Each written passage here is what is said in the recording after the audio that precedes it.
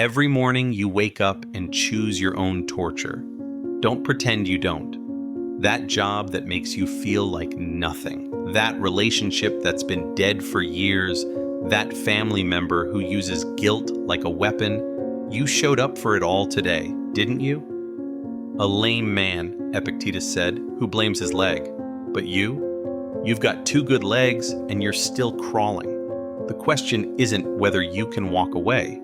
The question is, what lie are you telling yourself about why you won't? The slave who became Rome's greatest philosopher knew something you refuse to admit. Most chains are invisible, and the person holding the key is you. Born in chains, actual chains, Epictetus spent his youth watching free men enslave themselves to opinions, to comfort, to the approval of idiots. And when he finally got his freedom, you know what he did? He laughed. He laughed at all of us. Still in chains we paid good money for. You're waiting for permission. That's what you're doing. Waiting for someone to say it's okay to stop destroying yourself. Your boss to become reasonable. Your partner to suddenly see the light. Your mother to release you from the guilt. You're waiting for the world to change so you don't have to. Epictetus watched his master twist his leg until it broke. You know what he said? You're going to break it. Not begging, not pleading, just stating a fact.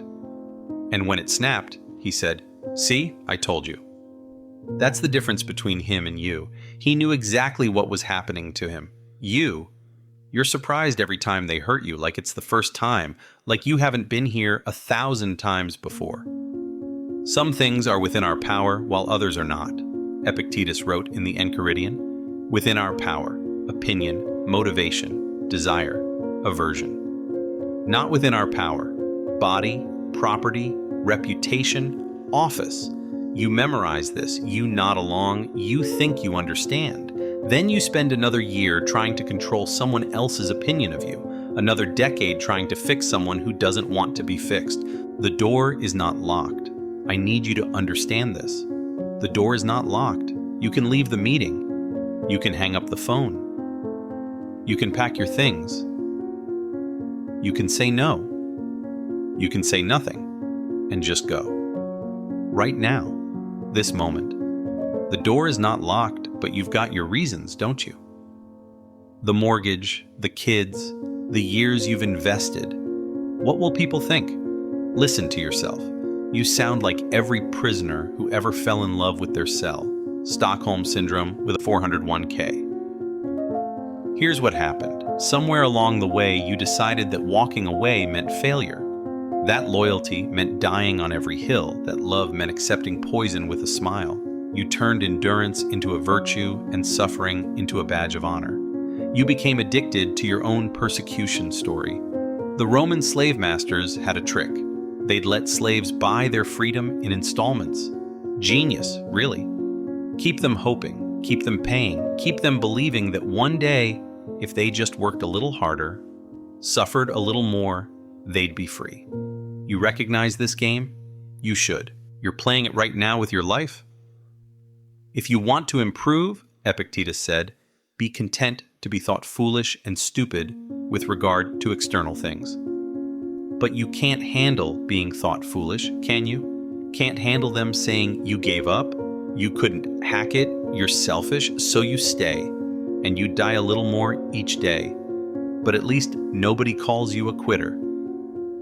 You know what's worse than wasting a year in the wrong place? Wasting a year and 1 day. You know what's worse than that? Wasting a year and 2 days? But you don't think like that. You think about the year you already wasted, like it's some kind of investment you need to protect. The sunk cost fallacy of the soul. They've got you trained so well, trained to believe that your suffering serves some higher purpose, that your endurance is noble. That if you just stick it out a little longer, things will change. The lottery ticket of the damned.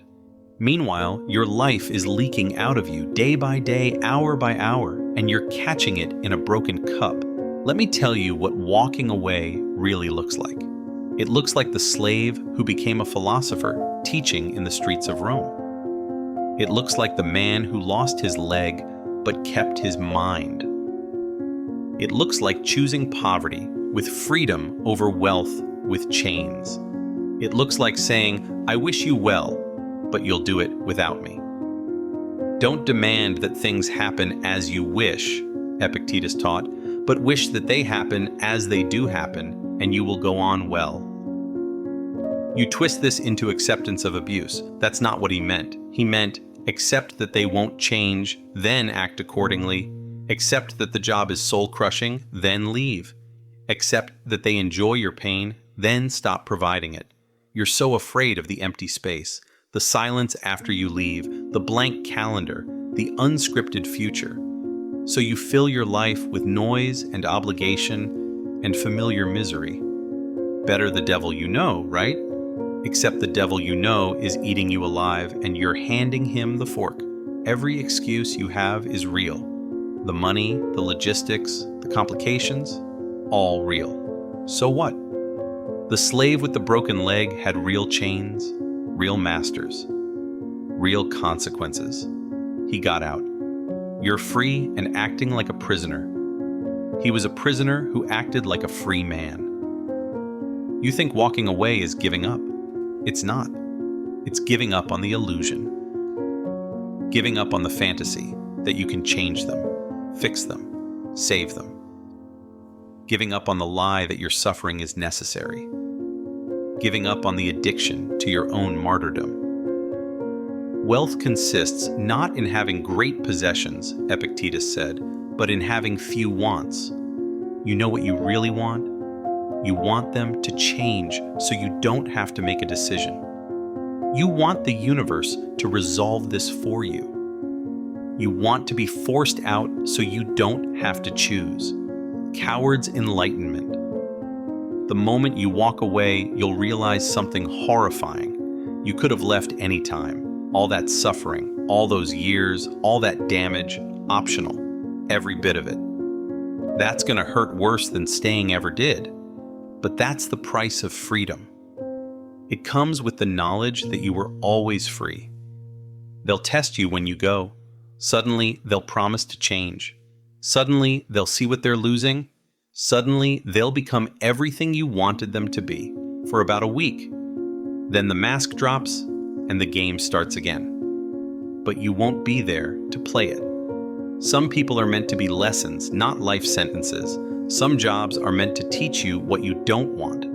Some relationships are meant to show you who you refuse to become. The lesson only works if you graduate. It's impossible for a man to learn what he thinks he already knows, Epictetus warned. You think you know why you can't leave. You think you know what will happen if you do. You think you know who you are and what you're capable of. You don't know anything. You know your cage, that's all. Here's the truth that will set you free and terrify you in equal measure. Nobody is coming to save you. Nobody is going to give you permission. Nobody is going to make it easy. Nobody is going to understand. And none of that matters. The door is open. The door has always been open. The door will be open tomorrow and the day after that and the day after that. But you won't always be alive to walk through it. Epictetus died a free man. In poverty, maybe. Crippled, certainly. But free. He chose his poverty. He chose his simplicity. He chose his freedom. Every single day, he chose it. That's the part you keep missing. Freedom isn't a state. It's a choice. And you make it by walking away from everything that makes you a slave. Your torturers are waiting for you tomorrow. They've got your schedule. They know you'll show up. You always do. Reliable as gravity. Predictable as rain. Prove them wrong. Walk away. The door is open. What are you waiting for?